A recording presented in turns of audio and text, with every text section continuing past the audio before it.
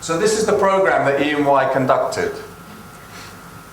They did a personal briefing with the different people involved in the program, the senior partners and the other group of passionate people who wanted to be involved.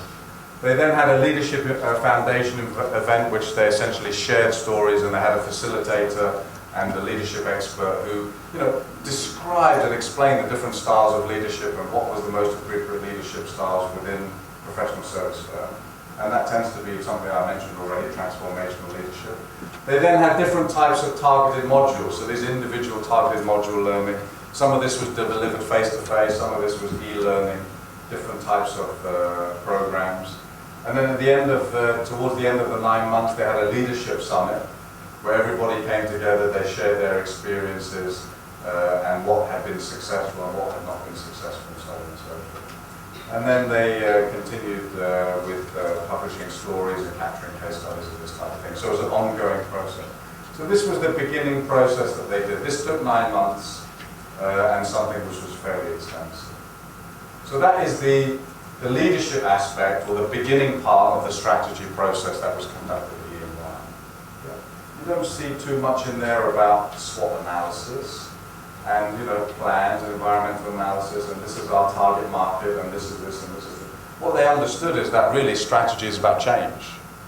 And if they were going to create change within the firm, they needed to address the foundation of firm performance.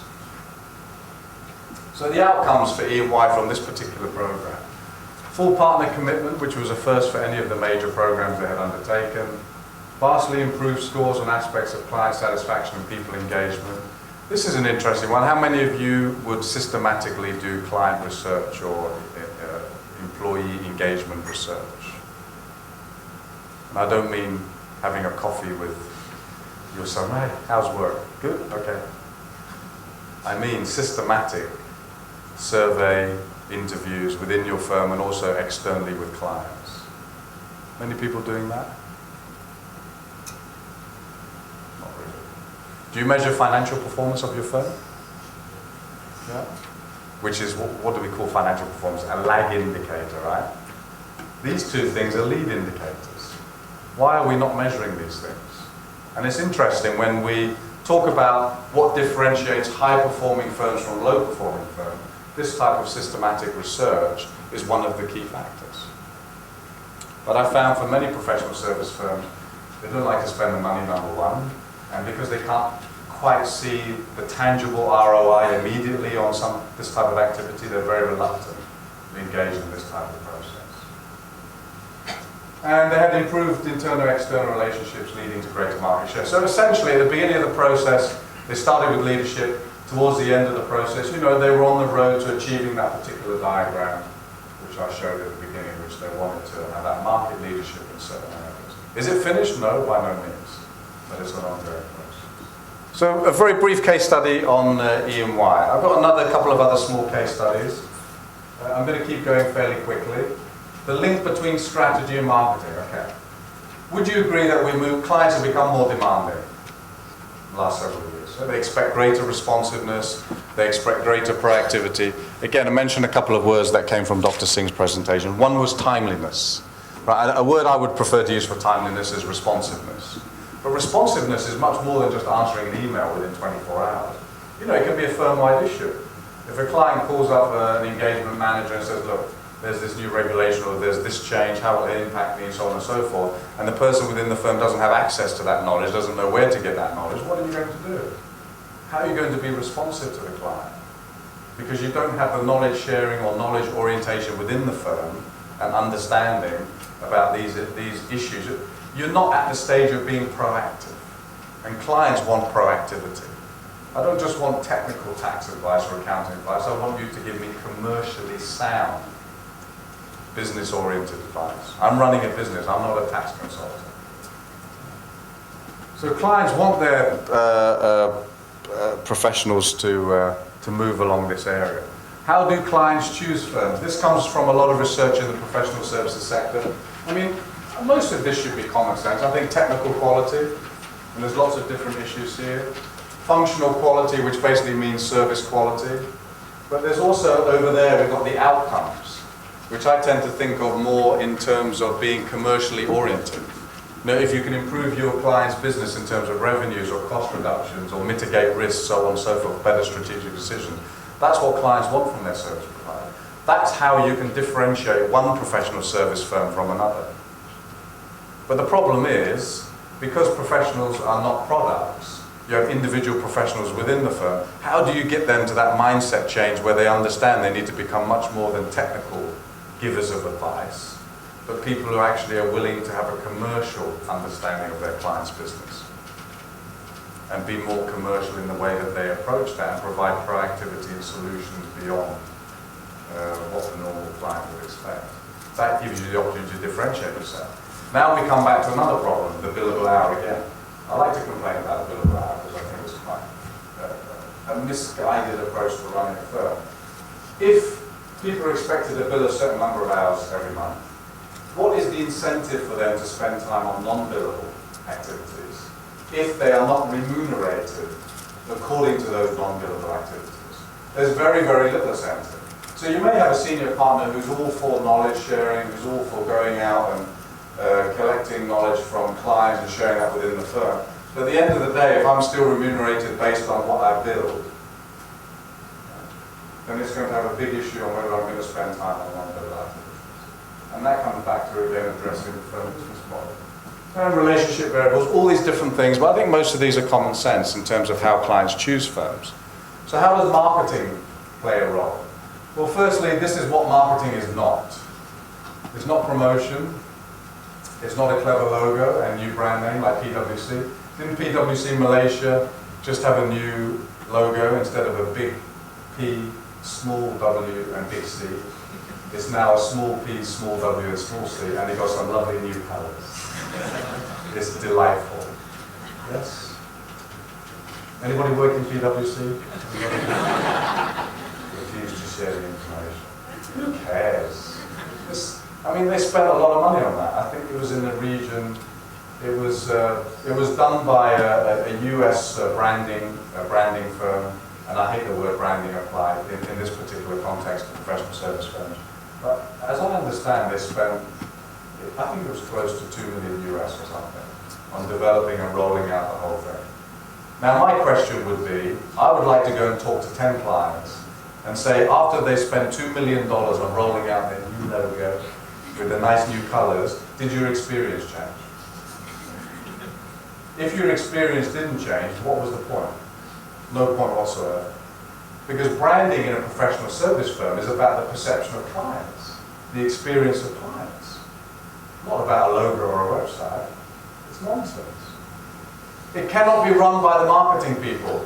If you, and you may agree with me in a couple of slides, that marketing has the most significant impact on profitability, you can't just hire a marketing person and say, you take care of marketing.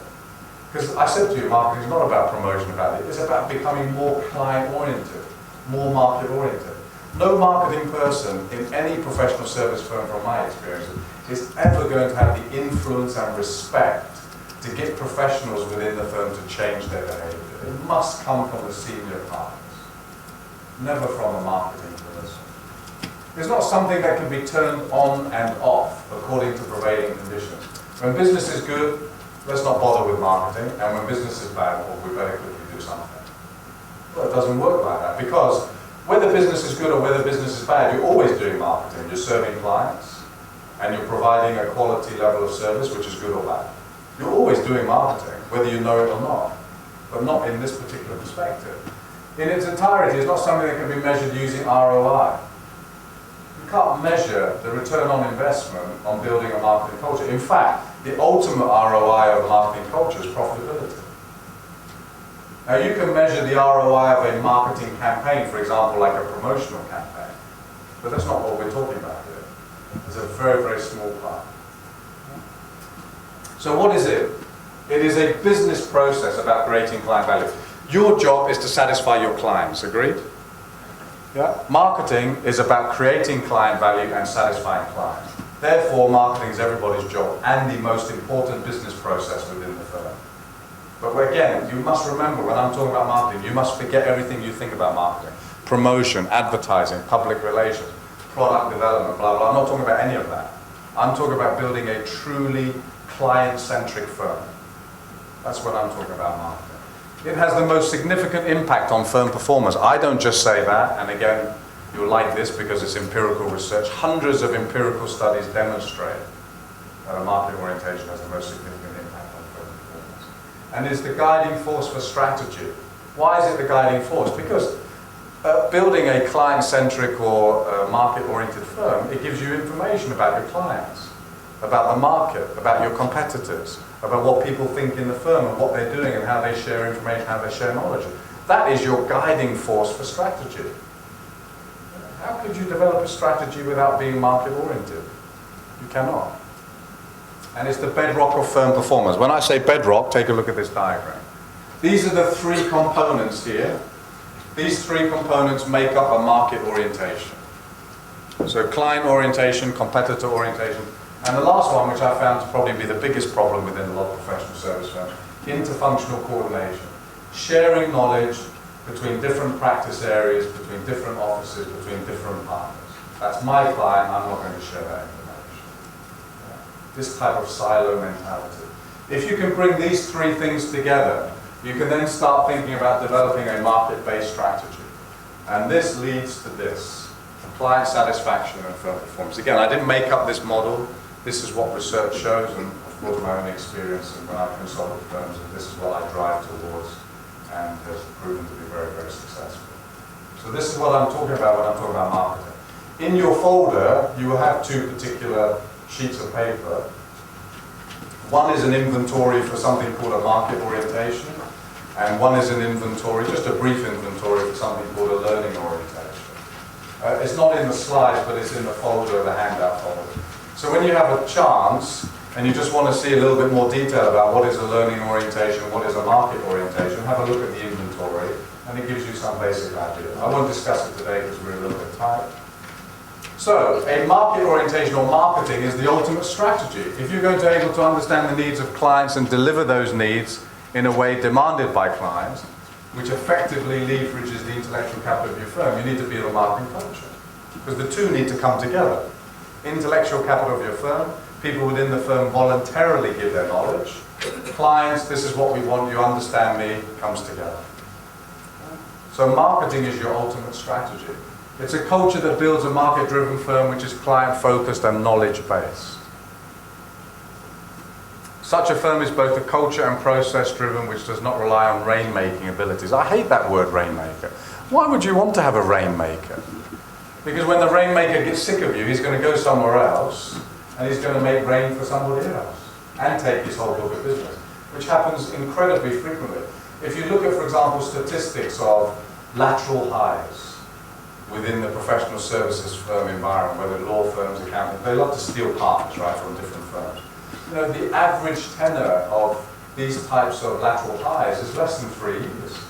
So why would you try to attract these people, spend lots of money on attracting these people, they come over, they bring their book of business, and after 2 or 3 years they're now sick of you, and they go somewhere else, again, for more money, and they cause more damage to your firm, and probably take some new clients with them as well, which were originally within your firm. Rainmaking is a word I think which should be thrown out of professional service firms. I think it has no applicability to the professional service firm environment. What you're trying to do is you're trying to embed a capability of marketing within the firm, so that everybody within the firm understands what their job is and what they should be doing. And therefore they don't have to become, you know, traditional, what you might think of as salespeople, because no professional likes the word selling.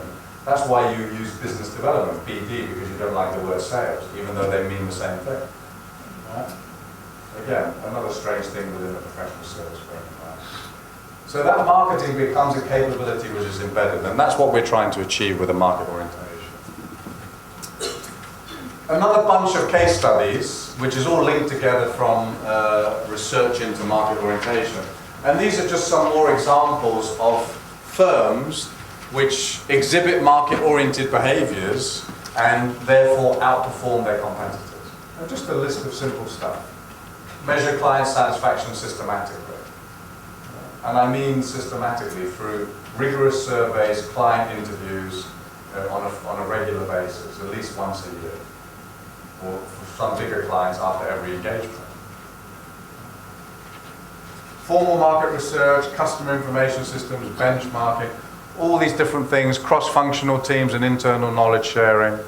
And if you're having problems with knowledge sharing, or you want to set up a knowledge sharing system, but you think, well, I'm a small firm, I don't have a big budget. There are even big firms now, for example, the law firm Freshfields. You know the Freshfields law firm? One of the largest law firms in the world.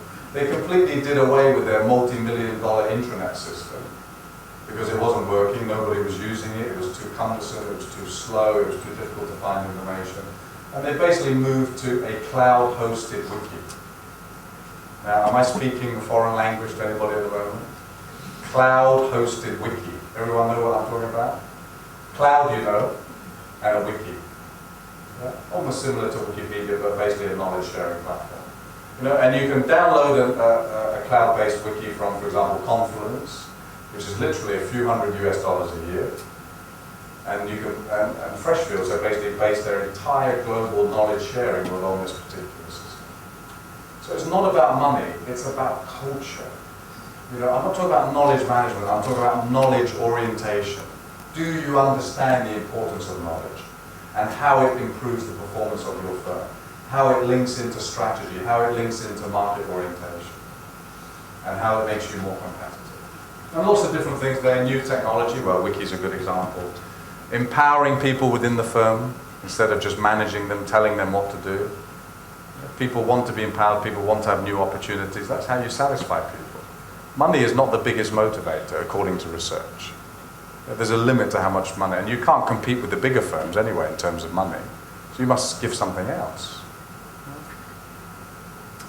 Examples, alliances, and partnerships and market-oriented pricing. So these are some actual behaviors which these firms engage, and they outperform their competitors. One more example related to a firm from New Zealand, which I think is very, very interesting from the Journal of Accountancy.